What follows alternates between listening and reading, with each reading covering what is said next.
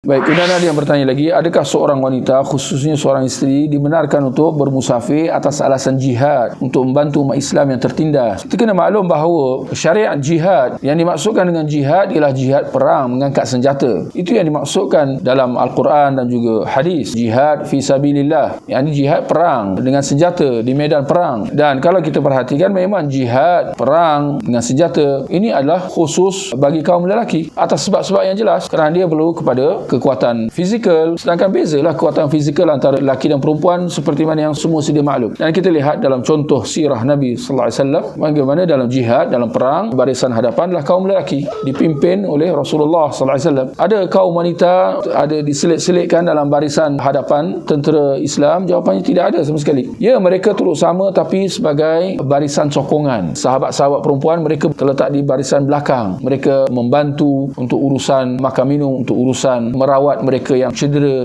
dan sebagainya. Tapi sama sekali mereka tidak mengangkat senjata dan berdiri di barisan hadapan sama sekali. Kembali kepada yang bertanya tadi, bagaimana keadaan kalau nak menghantar kaum wanita ke barisan hadapan berdepan dengan musuh kaum Yahud di medan yang memang menjadi kancah perang dengan adanya risiko dan bahaya dan sebagainya? Kita kata ini jelas satu perbuatan yang tidak wajar apabila seorang perempuan itu dia letakkan dalam kedudukan yang berbahaya. Dan ini ada unsur-unsur kecuaian, unsur-unsur mempertaruhkan nyawa tanpa sebab yang munasabah sama sekali. Dan timbul persoalan di mana kaum lelakinya. Sedangkan kalau kaum lelaki yang mengizinkan wanita di bawah tanggungjawabnya untuk berbuat demikian, jelasnya mereka ini sama ada dayus atau sepertinya apabila dia sudah menterbalikkan aturannya. Lelaki di belakang, perempuan di hadapan. Ini belum lagi dilihat apa tujuan dia, apa maslahat dan manfaat yang ingin direalisasikan. Adakah ini hanya gimmick? Adakah ini hanya untuk tujuan mendapat perhatian media dan sebagainya? Kerana kalau nak kata jihad, ini bukan jihad. Bagaimana jihad dalam keadaan pergi tanpa bersenjata dan sebagainya? Ini bukan jihad.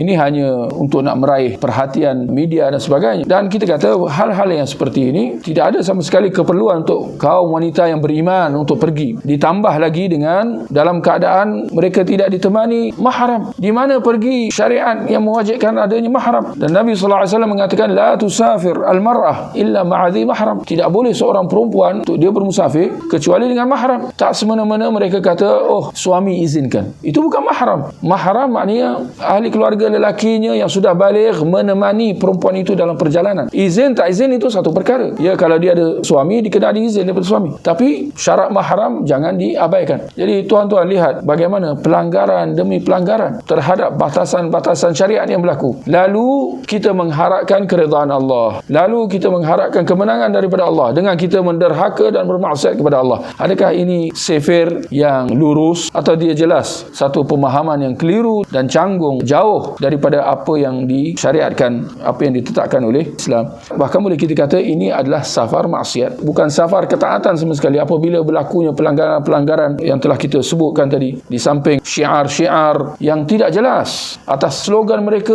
untuk nak kemanusiaan. Ini bukan syiar Islam. Ini syiar orang barat, perjuangan mereka untuk demi kemanusiaan. Adakah itu slogan Islam? Sedangkan kalau tuan-tuan lihat jihad, apa tujuan dia? Liyakuna kalimatullahil ulia, untuk ditinggikan kalimah Allah. Di mana tujuan itu diangkat dan dipertahankan? Tidak berlaku sama sekali.